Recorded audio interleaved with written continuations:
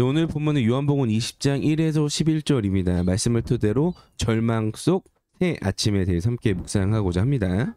안식 후 첫날 막달라 마리아가 무덤으로 제일 먼저 찾아갔는데요. 예수님의 부활의 소식을 제일 먼저 알고 알려준 사람인가요? 네, 우선 안식 후 첫날이죠. 새 아침이 밝았습니다. 새 창조가 이제 시작됐습니다. 새 창조가. 예수님이 이제 부활하신 거죠. 그래서 이제 예수님이 부활하셨으니까 빈 무덤이 된 거예요. 빈 무덤. 그런데 당장 표면적으로 볼 때는요, 예수님의 시신을 도둑 맞은 것처럼 보였겠죠. 부활하셨다가 아니라 도둑 맞은 것처럼 보였을 거예요. 그래서 지금은 이제 예수님께서 십자가에 달려서 돌아가신 슬픔이 가시기도 전에 그 슬픔을 달래고자 무덤에 찾아갔는데, 안식 후 첫날 가장 빠르게 마리아가 달려왔는데 시신마저 도둑 맞아 버린 아주 혼란스러운 절망 속의 절망, 최악의 상황. 굳이 따지면 지하, 예수님이 죽다니 이 밑은 없을 거야 했는데 더 밑바닥으로 떨어지는 그런 상황인 거예요. 그래서 이런 상황 속에서 이제 베드로도 그래요. 예수님은 이제 따라왔다가 3번 부인했죠. 배신한 거예요. 예수님을 이제 손절한 거죠. 같이 엮이면 같이 죽으니까 이제 엮이지 않으려고. 그리고 이제 숨어 있었어요. 이렇게 숨어 있다 보니까 시신도 도둑 맞았죠. 이제 베드로 입장에서 내가 숨어 있다 보니까 이제 도둑을 맞았어. 그래서 막 열심히 달려갔는데 같이 달렸는데 늦게 도착합니다. 나 이 장면이 제일 짠합니다. 나이 들면 이 장면이 짠해요. 열심히 달렸는데 늦게 도착해. 그냥 다 안 돼. 그냥 이제 달리기도 안 돼. 그냥 다 안 되는 거야. 그냥 3번을 부인한 이후로는 다 꼬인 것 같은 거죠. 이제. 그래서 이제 예수님이 있으실 때는 막 꼬이는 날들이 항상 있으니까 인생을 산다는 거. 그래서 막 밤새 물고기를 잡아도 꼬였어. 오늘은 망했어. 허탕이다 하는 날도 예수님이 있을 때, 예수님 오시면 이 모든 게 위로가 되고 보상이 되고 했는데, 이제 이 예수님이 없어요. 사실 이제 부활해서 있는 건데 없다고 느껴져요. 그래서 아무 소득 없이 예수님도 찾지 못하고 집으로 돌아가요. 이제 진정한 절망 상태인 거죠. 어느 순간부터 되는 게 하나도 없는 상태. 그게 현 예수님의 제자들, 예수 공동체의 상황입니다. 그래서 항상 이렇게 승승장구했잖아요. 사실 예수 공동체가 막 예루살렘까지 당당히 입성하고 승승장구하던 예수 공동체는요, 이런 폭풍을 만날 수 있어요. 이런 폭풍을, 절망 같은 폭풍을 만날 수가 있어요. 그땐 베드로처럼 예수 공동체 지금 모든 사람들처럼 이런 생각이 들죠. 이제 정말 망했나 보다. 내 운이 끝났나 보다. 은혜도 없나 보다. 사소한 달리기마저 안 되는구나. 이런 깊은 절망에 빠질 수 있어요. 근데 그때 꼭 생각을 하셔야 돼요. 이 모든 최악, 절망 중에도 절망, 지하에서도 더 밑바닥에 빠진 모든 것이요. 왜? 새 아침이 밝았기 때문에. 새 창조가 시작되었기 때문이란 걸 기억하셔야 돼요. 잘 들으셔야 되는데, 새 아침이 밝을 것이라는 미래형이 아니고요. 밝았기, 과거예요. 이미 밝았기 때문에. 이 절망이 지나고 밝은 게 아니라 이미 밝았기 때문에 이렇게 느껴지는 거예요. 자, 생각을 잘 해보세요. 예수님이 부활을 안 했어. 그러면은 무덤에 시체가 있었겠어요? 없었겠어요? 있었죠. 당연히 있었겠죠. 부활을 했기 때문에 시신이 도둑 맞은 것처럼 보이는 거예요. 새 아침이 밝았기 때문에, 부활했기 때문에. 근데 반대로 그러면 부활 안 하고 시신이 잘 거기에 있어. 그러면 막 우리 예수님 뭐 내 감정은 쏟아낼 수 있지만 부활 안 하면 좋아요?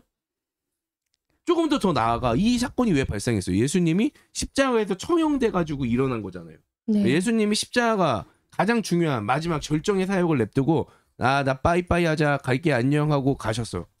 그러면 우리는 지금도 죄의 종, 사망의 종 노릇하고 사는 거예요. 그러면 좋아요? 아니라는 것. 이 모든 절망처럼 보이는 상황은 새 아침, 새 창조가 이미 시작되었기 때문이라는 거예요. 네, 새 아침 또 새 창조가 시작되어서 일어난 절망이라는 말씀 꼭 기억하겠습니다. 한 가지 더 질문이 있는데요. 세마포 옷과 수건들이 빈 무덤에 놓여 있었단 말이에요. 그러면 예수님은 무슨 옷을 입고 나가신 건가요? 혹시? 일단 몰라요. 우리가 항상 이제 성서적으로 생각을 하려면 성경에 없는 얘기는 이제 모른다라고 말을 해야 돼요. 뭐 그래도 상상은 해볼 수 있죠. 이제 창조주니까 영광의 옷을 뭐 말씀으로 창조하는 건 아무 일도 아니셨을 거고 하나님께서 또 영광스럽게 입혀주셨을 수도 있고 또 이제 당시의 속옷은요 우리가 생각하는 속옷이 아니라 원피스 이제 잠옷 같은 거였는데 그 정도로 입으셨을 수도 있고 상상은 가능하지만 이제 결론은 모른다. 왜? 이제 성경이 없으니까. 그래도 이제 생각했던 뭐 우리가 상상해 볼 수 있는 혹시 뭐 나체 이런 건 이제 아니었을 거다라고 이제 생각은 들고요. 근데 이것도 좀 잘 생각을 해보면 이상한 점이에요. 그러니까 이제 시체가 도둑 맞았다고 생각하기에 애매한 점인 거죠. 생각을 해보세요. 어떤 도둑이 시신의 옷을 벗기고 시신만 훔쳐가. 옷만 훔쳐갈 수는 있어도 누가 시신만 훔쳐가냐고요. 하물며 시신에서 옷을 벗겨서 이걸 잘 정리해놓고 가냐고. 어떤 도둑이 와가지고 집 정리 잘 해놓고 다른 건 안 훔치고 햇반만 훔쳐가. 그럼 이게 진짜 도둑인가? 아니면 내가 사실 햇반 한 개 더 먹었던 건가? 이렇게 헷갈리잖아요. 그래서 우리가 또 같이 여기에서 생각해 볼 점이 지금 사실 절망 속의 절망이죠. 왜냐면 예수님이 죽으셨는데 시신마저 도둑맞아 보이는 상황이니까요. 근데 바로 이런 순간에 뭔가 이상한데? 라는 생각이 드실 거예요. 뭔가 애매한데? 이 세마포 옷처럼. 아 이게 근데 도둑 맞은 거 맞아? 막 이런 생각. 뭐 예를 들면 우리도 예수 공동체로서 이런 걸 느낄 수 있는데 우리 가운데 이렇게 뭐 절망적인 상황이 올 때 막 마음 가운데 왠지 하나님께서 역사하는 기분이 막 든다거나 이 절망인데 하나님이 역사하면 안 되는데 왠지 좋은 일이 막 일어날 것 같아. 바보 같은 거죠. 절망 속인데 또 막 슬피 울어야 되는데 마음이 평안하다거나 이럴 때 하나님이 이제 단서를 주시는 거죠. 이게 절망이 아니라 뭐라고요? 새 아침이 밝은 거라고요. 그래서 이런 이상한 점, 절망 속에서 이런 이상한 하나님의 단서들이 발견될 때요. 믿음을 가지세요. 새 창조가 시작돼서 그런 거라고요. 빛나는 아침이 찾아올 겁니다. 아, 네.